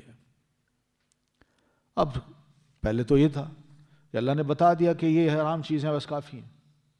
اب دوسرا سوال آ گیا، اچھا ٹھیک ہے یہ تو حرام ہے، حلال کیا کیا ہے؟ اب وہ بہت سی چیزیں ہیں جن کا شمار کرنا مشکل ہے. یعنی بندہ یہ کہے یہ سیب جو ہے یہ حلال ہے کہ حرام ہے، اور پھر اسی طرح لیمو کو لے کے بیٹھ جائے، سنترے کو لے کے بیٹھ جائے، کیلے کو لے کے بیٹھ، ہر جگہ سوال، پھر یہاں کا کیلا یا وہاں کا کیلا، اس طرح کے کئی سوال شروع ہو جائیں گے. تو اس لیے اللہ تعالیٰ نے ان چیزوں کو نہیں بس بتایا کہ یہ چیزیں حرام ہیں، یہ حرام ہے، بس باقی حلال ہیں تمہارے لیے. اب باقی جو حلال ہیں ان میں بھی اللہ نے فرمایا قل احل لکم، کہہ دیجئے حلال کر دیا گیا ہے، حلال کی گئیں لکم تمہارے لیے الطیبات پاکیزہ چیزیں. پاکیزہ چیزیں کیا مطلب ہے؟ طیبہ کی جمع ہے طیبات. تو طیبہ کہتے ہیں پاکیزہ چیز کو، مراد یہ کہ فریش چیز، آرگینک،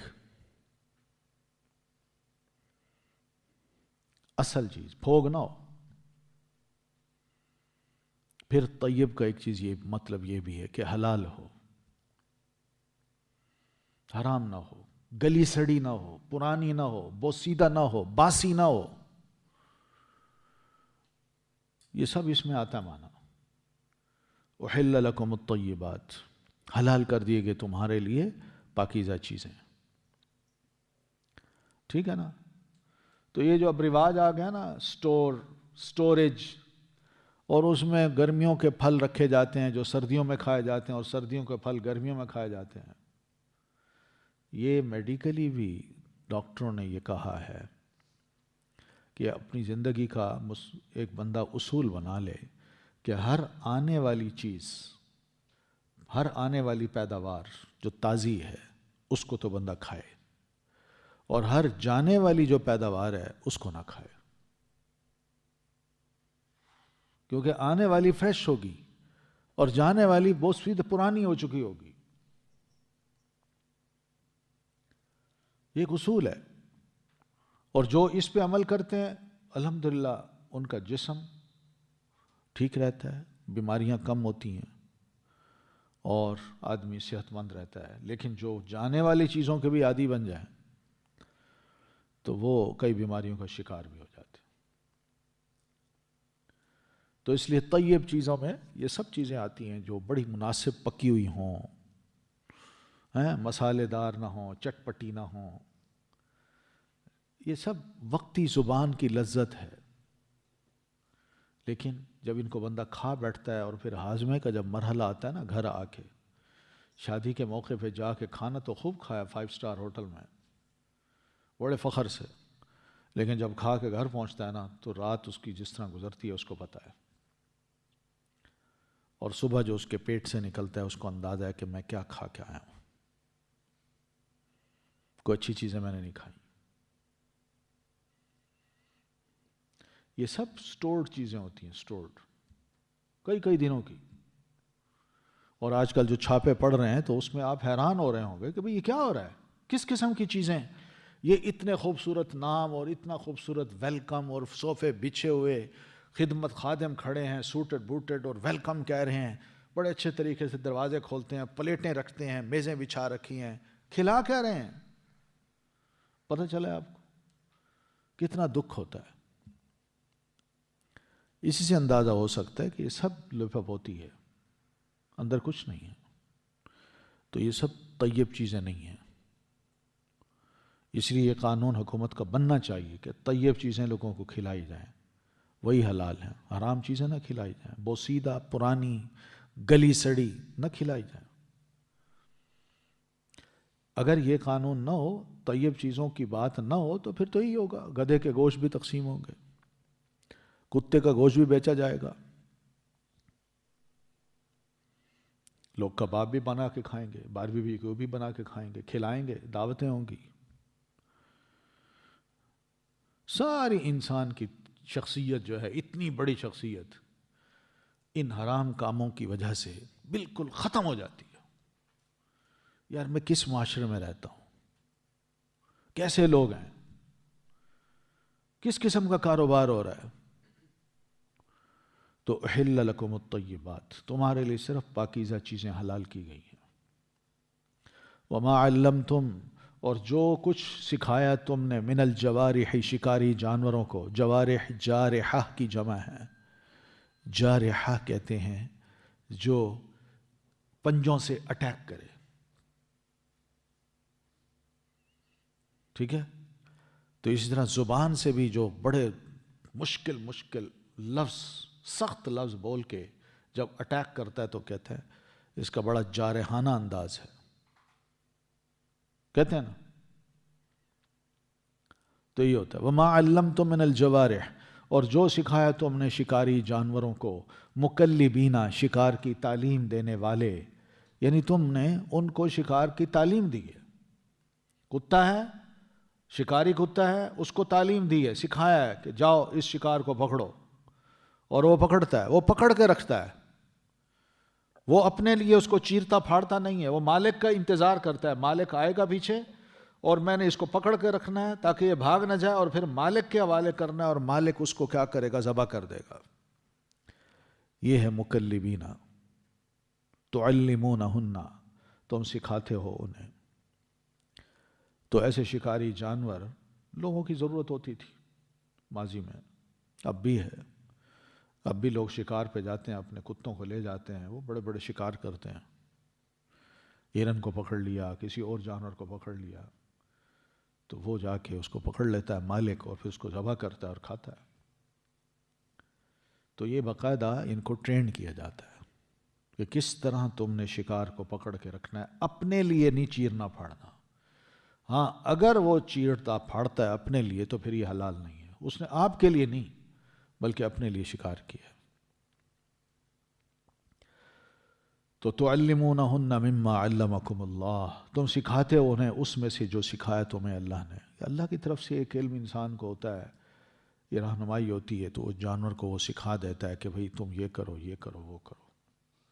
آپ نے دیکھا ہے کتا کیسے سیکھ لیتا ہے ان چیزوں کو. بڑے ویل ٹرینڈ کتے ہوتے ہیں. اس لیے آج دنیا میں انٹیلیجنس جو ہے وہ بھی کتوں کا استعمال کرتے ہیں. شکار کے لیے بھی ان کتوں کا استعمال کیا جاتا ہے. کوئی اور ٹریننگ ہو تو اس کے لیے بھی ان کتوں کو بڑی اچھی ٹریننگ دی جاتی ہے, خاص طور پر بڑے بڑی زمین پہ نہ گلے ہوں جانوروں کے. مثلا مثال کے طور پر بکریاں, گائیں خوب پورا 100 ایکڑ کی زمین میں پھیلے ہوئے ہیں. اب ان کو اکٹھا کرنا ہے تو 2-4 کتے ہی کافی ہوتے ہیں. وہ ایسے طریقے سے نا ان جانوروں کو بھگاتے ہیں چاروں طرف سے. وہ سمٹ کے ایک جگہ آتے ہیں اور پھر چل پڑتے ہیں, اور اپنی 4 دیواری میں آ کے نا گھس جاتے ہیں, رات وہاں گزارتے ہیں. ایسے ہوتا ہے. لوگوں نے تو اپنے گھر کی حفاظت کے لیے بھی کتوں کو بڑا سمجھدار بنا رکھا ہے, خوب ٹرینڈ کیا ہوا ہے. تو یہ ہے تعلمونہن مما علمکم اللہ. بس یہاں مقصد یہ کہ ایسا کتا ٹرینڈ کیا جائے جس سے ہم نے شکار کروانا ہے. فَكُلُوا مِمَّا, تو کھاؤ اس میں سے جو امسکنا علیکم, وہ روک کے رکھیں تم پر. یعنی وہ جائیں, تم بھیجو اس کو, بسم اللہ اللہ اکبر پڑھ کے اس کو بھیجو, اور وہ جانور کو جا کے پکڑ لیں. امسکنا علیکم کا مطلب یہ ہے کہ وہ روک رکھیں تم پر, یعنی تمہارے آنے پر کا انتظار کریں, اس کو قابو میں رکھیں, وہ بھاگ نہ جائے. پھر اس کے بعد تم آؤ اس کو پکڑو. وَاذْكُرُوا اسْمَ اللَّهِ عَلَيْهِ, اور ذکر کرو نام اللہ کا اس پر, یعنی اللہ کا نام لے کے اس کو ذبح کر دو, پھر کھاؤ. یہ حلال ہے تمہارے لیے. لیکن جانور بھی حلال ہونا چاہیے جس کو وہ پکڑتا ہے. یعنی شکاری کتا جس کو پکڑ رہا ہے وہ جانور حلال ہونا چاہیے. ٹھیک ہے نا. واتقوا اللہ, اور ڈرو اللہ سے. یہ ڈر جو ہے نا یہ کھانے پینے کے معاملے میں ہے. یعنی ایسا نہ ہو کہ تم جاؤ اور وہ جانور مر چکا ہو اور تم کہو, اور وہ کھا بھی چکا ہو تھوڑا سا اس سے, پھر تم کہو کہ اب جو باقی بچا ہے میں کھا لیتا ہوں, کوئی نہیں. اچھا, اس میں ایک مسئلہ یہ بھی یاد رکھیے کہ جب جانور کو بھیجا ہے شکاری کتے کو پکڑنے کے لیے، تو وہ گیا، بسم اللہ ہے اللہ اکبر پڑھ کے آپ نے بھیج دیا. اگر وہ گیا اور اس نے پکڑا ہے جانور کو، اور آپ کے پہنچنے سے پہلے پہلے وہ جانور اس نے کوئی زخمی کر کے اس کو رکھا ہوا تھا، اور بندے کے پہنچنے سے پہلے پہلے وہ مر گیا ہے، اس کو ذبح نہیں کیا جا سکا، اور یہ جانور ایسا ہے جس کو یہ خود شکاری کتا اس کو چیر پھاڑ کے کھا نہیں رہا بلکہ اس کو روک کے رکھا ہوا ہے، تو یہ جانور اب حلال ہے، اس کو کھایا جا سکتا ہے. کیونکہ جب آپ نے بھیجا تھا کتے کو تو بسم اللہ اللہ اکبر جیسی چھری چلا کے بھیج دیا. سمجھ آ گئی نا؟ اسی طرح جب گولی مارتے ہیں تو بسم اللہ اللہ اکبر پڑھ کے گولی مارنی چاہیے، تاکہ جا کے اس کو لگے، اور وہ جب گرے تو گرتے ہی وہ مر جائے تو وہ حرام نہ ہو بلکہ وہ حلال ہو. ٹھیک ہے نا؟ تو یہ وہ مسئلہ ہے جس کو یاد رکھنا ہے. واتقوا اللہ، اور ڈرو اللہ سے. یعنی کھانے پینے کے معاملے میں دھیان کرنا. یہ جو مسائل بتائے ہیں بس طیب چیزیں کھانی ہیں. شکار کے جانور کو جو سکھایا ہے تم نے اور اس کے مطابق اس نے جانور کو پکڑا ہے اور خود نہیں کھایا، وہ کھانا ہے، اور اللہ کا نام لے کے کھانا ہے، بسم اللہ اللہ اکبر کہہ کے، یا بسم اللہ الرحمن الرحیم پڑھ کے کھا جاؤ. واتقوا اللہ، اور ڈرو اللہ سے. ان اللہ سریع الحساب، بے شک اللہ جلد لینے والا ہے حساب. یعنی بڑی تیز ہے حساب میں، تمہارا حساب بڑی تیزی سے لے لے گا. وہ کوئی چیز اس سے مخفی نہیں ہوگی، اس نے ایک کلک کرنا ہے، تمہارا سارا ریکارڈ اس میں آ جائے گا، جس کا تم بھی انکار نہیں کر سکو گے کہ ہاں یہ عمل میں نے کیا اور یہ نہیں کیا، یہاں میری نیت صحیح تھی اور یہاں خراب تھی. تو یہ وہ فائدے ہیں اس کے تقوی کے، کھانے پینے کے معاملے میں بھی. تو ڈرنا چاہیے کھانے پینے کے معاملے میں، بڑا ڈرنا چاہیے کہ حرام غذا کسی بھی صورت میں گلے کے حلق کے اندر نہ جائے. حلال چیز ہو، پسند کیا اللہ تعالیٰ نے، حلال چیز خوراک کھائے تو اللہ تعالیٰ کو اچھا لگتا ہے، حلال پہنے تو اللہ کو اچھا لگتا ہے. لیکن حرام میں ذرا بھی انوالو ہو جائے، مثال کے طور پر نبی علیہ السلام فرماتے ہیں کہ بندے کے جسم پہ ایک 10 روپے کا کپڑا ہے، 10 درہم کا، اس میں 9 حلال کے ہیں اور 1 حرام کا ہے، تو یہ کپڑا جب تک اس کے جسم پہ 40 دن اللہ اس کی نمازیں قبول نہیں کرے گا. اب سوچیں نا کتنا اہم. اور خوراک کے معاملے میں تو پھر دین بڑا اکساتا ہے، صاف ستھری اچھی. ہمارے ساتھ ہمدردی ہے دین کی، خیر خواہی ہے کہ ہم اچھی خوراک کھائیں گے، صحت مند رہیں گے، اچھی سوچیں رہیں گی، چاہے وہ تھوڑی خوراک ہو لیکن اچھی ہو، پاکیزہ ہو. لیکن حرام سے بچیں. بس کیا ہے اس میں، کون سی مشکل ہے؟ کون سی مشکل ہے؟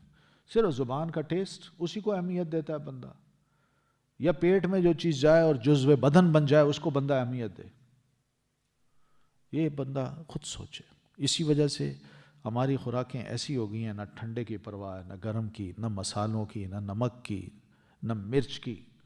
کھاتے ہیں، مختلف بیماریاں پھر بڑے ہو کے پیدا ہوتی ہیں. کسی کو بی پی ہائی ہے، کسی کو شوگر ہے، کوئی کس چیز کا مریض ہے، کوئی کس چیز کا مریض ہے. اچانک بیٹھے بیٹھے گردے فیل ہو جاتے ہیں. یہ تو حالت ہے ہماری. یہ بیماریاں اسی وجہ سے پیدا ہو رہی ہیں، عجیب و غریب خوراکیں ہماری. تو ایسی چیزوں سے قرآن نے اکسایا ہے کہ احل لکم الطیبات، پاکیزہ چیزیں کھاؤ، وہی تمہارے لیے حلال ہے. الیوم احل لکم الطیبات، آج کے دن حلال کر دی گئیں تمہارے لیے پاکیزہ چیزیں. بس یہ ہے. آج کے دن سے مراد وہی دن جو پچھلی آیت گزری نا، الیوم اکملت لکم والی، یہاں بھی آج کے دن سے مراد وہی ہے. بس سمجھو کہ اللہ تعالیٰ نے تمہارے لیے بس پاکیزہ چیزیں حلال کر دی ہیں، حرام چیزیں حرام ہی ہیں، بس ان کے قریب نہ جانا. وطعام الذین اوتوا الکتاب، اور کھانا ان لوگوں کا جو دیے گئے کتاب، حل لکم، حلال ہے تمہارے لیے. یعنی اہل کتاب یہودی اور عیسائی اگر تمہیں اپنے ہاں بلاتے ہیں اور کہتے ہیں ہمارے ہاں آ کے کھانا کھائیے، تو ان کا کھانا حلال ہے، وہ کھا سکتے ہیں آپ، لیکن کس شرط کے ساتھ؟ جو ہماری شریعت جس کو حلال کہتی ہے وہ کھانا ہے، ٹھیک ہے نا؟ یعنی یہ نہیں کہ وہ جو پکائیں ہم کھا لیں، اور جی ان کا کھانا ہے، اہل کتاب کا کھانا حلال ہے، اور وہ سور بھی کھا رہے ہیں، سور کے تیل میں یا تیل میں سور بھی تل رہے ہیں اور مچھلی بھی تل رہے ہیں۔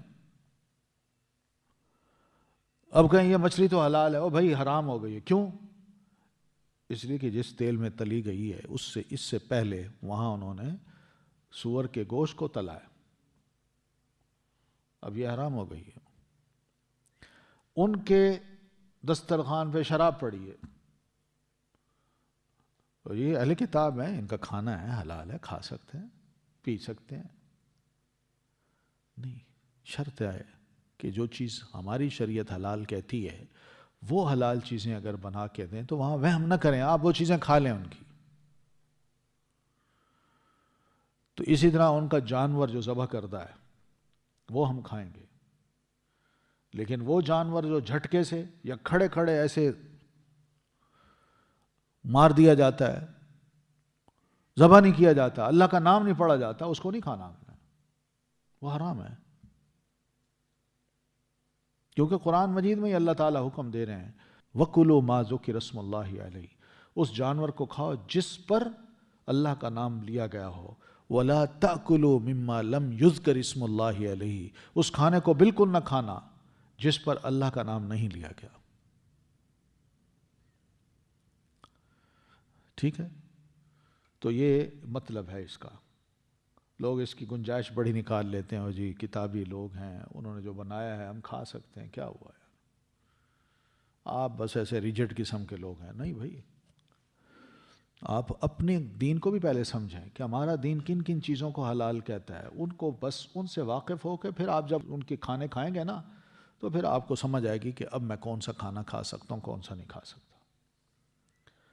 پھر وَطَعَامُكُمْ حِلٌّ لَهُمْ، اور کھانا تمہارا وہ تو چونکہ حلال ہی ہوتا ہے تو حِلٌّ لَهُمْ، حلال ہے ان کے لیے۔ یعنی تم یہ نہیں کہہ سکتے کہ بھائی تم وہ کھانا کھاتے ہو تمہارے لیے بس وہ حلال ہے، میرا کھانا تم نہیں کھا سکتے، نہیں، اگر وہ کھانا چاہیں تو ان کے لیے حلال ہے، تم کھلا دو، تمہیں ثواب ملے گا۔ پھر ایک اور اہم بات، کھانے کے ساتھ ساتھ شادی کی بات بھی کر دی، وَالْمُحْصَنَاتُ مِنَ الْمُؤْمِنَاتِ، اور پاک دامن عورتیں بھی حلال ہیں من المؤمناتی، مومن عورتوں سے۔ تو یہاں پاک دامن سے مراد کیا ہے؟ یعنی جو مومن عورت ہے لیکن زنا میں انوالو نہیں ہے، اس نے اپنی عفت اور اپنی عصمت کو بچا کے رکھا ہوا ہے، تو وہ ان سے بھی شادی کر سکتے، وہ تمہاری حلال ہیں۔ یا محسنات کا مطلب یہ نہیں ہے شادی شدہ عورتیں، ٹھیک ہے نا؟ یہاں پاک دامن عورتیں، من المؤمناتی، اہل ایمان میں سے یا مومن عورتوں میں سے۔ پھر اسی طرح والمحسنات، اور جو پاک دامن عورتیں ہیں، من الذین، ان میں سے جو اوتوا الکتاب، دیے گئے کتاب، من قبلکم، تم سے پہلے، یعنی یہودی اور عیسائی خاتون جو پاک دامن ہے، اس سے وہ بھی تمہارے لیے حلال ہے، یعنی تم اس سے شادی کر سکتے ہو۔ کب؟ اذا آتیتموہن، جب دو تم انہیں، اجورہن، مہر ان کے، اور نیت یہ ہو کہ محسنین، نکاح میں لانے والے ہو، کہ اس سے میں نے نکاح کرنا ہے، اپنے گھر کو آباد کرنا ہے، غیر مسافحین، نہ کہ شہوت رانی کرنے والے، نہ بدکاری کرنے والے، کہ بس بھائی اس سے نکاح کر لیتا ہوں اور اپنی جو نفس کی خواہش ہے، سیکس ہے، وہ اس سے ہی کرتا رہوں گا، مجھے بچوں کی ضرورت، میں یہاں ہوں، یہ نکاح کی صورت میں اس کو رکھ لوں گا اور اس کے بعد اس کو چھوڑ کے چلا جاؤں گا۔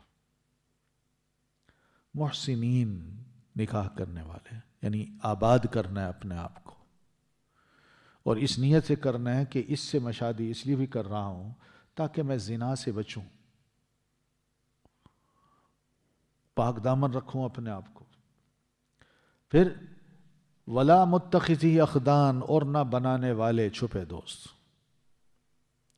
یعنی اس اعتبار سے بھی ان سے شادی نہیں کرنا کہ اس سے تو میں نکاح کر لیتا ہوں اور کچھ اور میری گرل فرینڈز ہوں گی، نہ، یہ نہیں، پاک دامن رہنا ہے، اپنے آپ کو زنا سے بچانا ہے۔ اب میرے لیے بیوی ہے، اسی کے ساتھ میری دوستی ہوگی اور اسی کے ساتھ گپ شپ ہوگی، اسی کے ساتھ اٹھنا بیٹھنا ہوگا، کسی اور کو میں نے اب گرل فرینڈ نہیں بنانا۔ یہ نیت ہو تو اس سے شادی کر سکتے ہیں آپ، ٹھیک ہے؟ تو پہلی بات، ایک بات تو یہ سمجھ آ گئی۔ دوسری بات یہ بھی ہے کہ اہل کتابی، یعنی کتابیہ، اس کو کہتے ہیں کتابیہ، یعنی یہودی اور عیسائی جو عورت ہے اس کو کہتے ہیں کتابیہ۔ تو کتابیہ سے شادی اس صورت میں جائز ہے، یہ علماء کا فتویٰ ہے، جب مسلمان عورتیں نہ ہوں، رشتہ نہ ملتا ہو۔ اگر مسلمان بچیاں گھروں میں بیٹھی ہوں اور بندے کا دل کرے کہ میں کسی اور سے کر لوں، یہیں کر لوں، تو ایسی صورت میں سیدنا عمر رضی اللہ تعالیٰ عنہ نے بھی اجازت نہیں دی۔ اور کہا مسلمان بچیاں گھروں میں بیٹھی ہیں، تم ان کو چھوڑ کے ان پر نظر رکھتے ہو، ان سے نکاح کرنا چاہتے ہو، ہماری بچیاں کہاں جائیں گی؟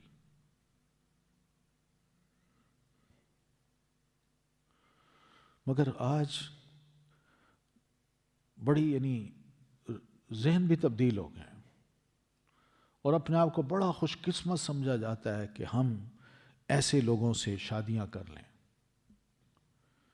وہ زیادہ اچھا ہے۔ ایک بچی جو مسلمان ہوئی ہے، چاہے وہ یہودی تھی یا عیسائی تھی، وہ مسلمان ہوئی ہے، تو اب اس کو اپنا مسلم معاشرہ ضرور قبول کرے اور اس کو اپنے گھر لائے، اس کی عزت کرے، اس کے اسلام کی قدر کرے۔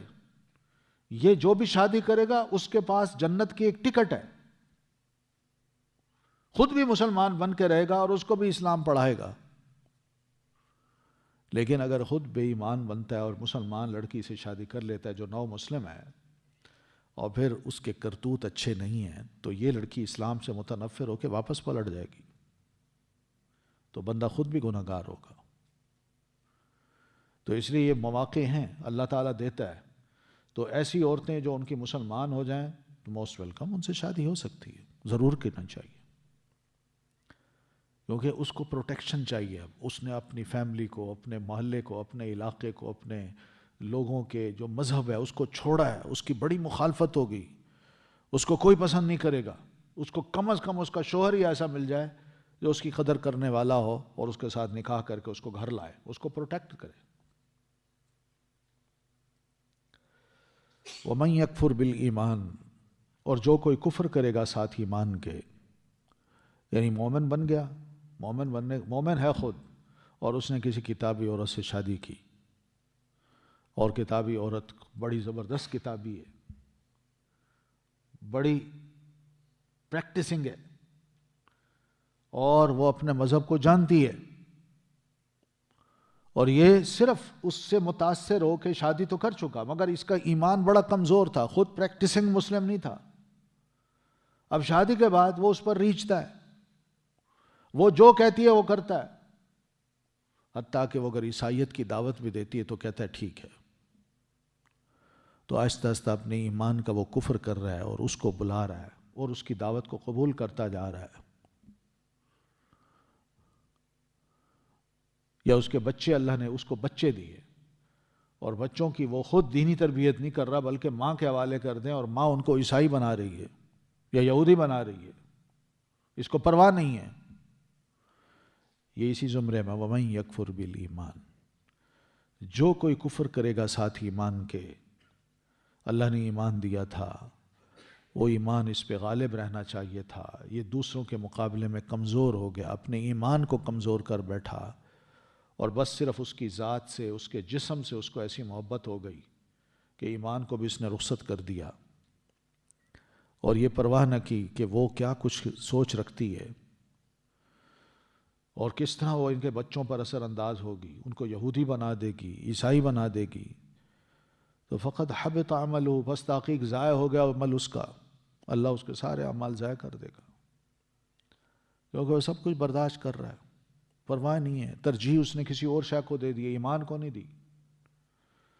تو ایسے بندے کی جتنی بھی نیکیاں ہوں گی اللہ فرماتے ہیں میں برباد کر دوں گا۔ وَهُوَ فِي الْآخِرَةِ مِنَ الْخَاسِرِينَ، اور وہ آخرت میں خسارہ پانے والوں میں سے ہوگا۔ آخرت میں بھی کچھ نہیں نظر اس کے حد سے آئے گا۔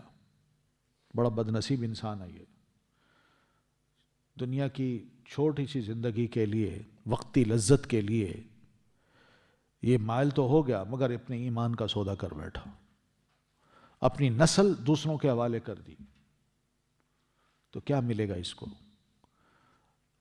یہی نسل جب غیر مسلم بنے گی، عیسائی بن جائے گی، یہودی بن جائے گی، تو اس کے مرنے کے بعد کیا اس نسل کی نیکیاں اس کے کھاتے میں آئیں گی؟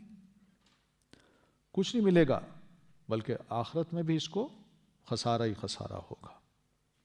سبحانک اللہم و بحمدک، اشہد ان لا الہ الا انت، استغفرک و اتوب الیک۔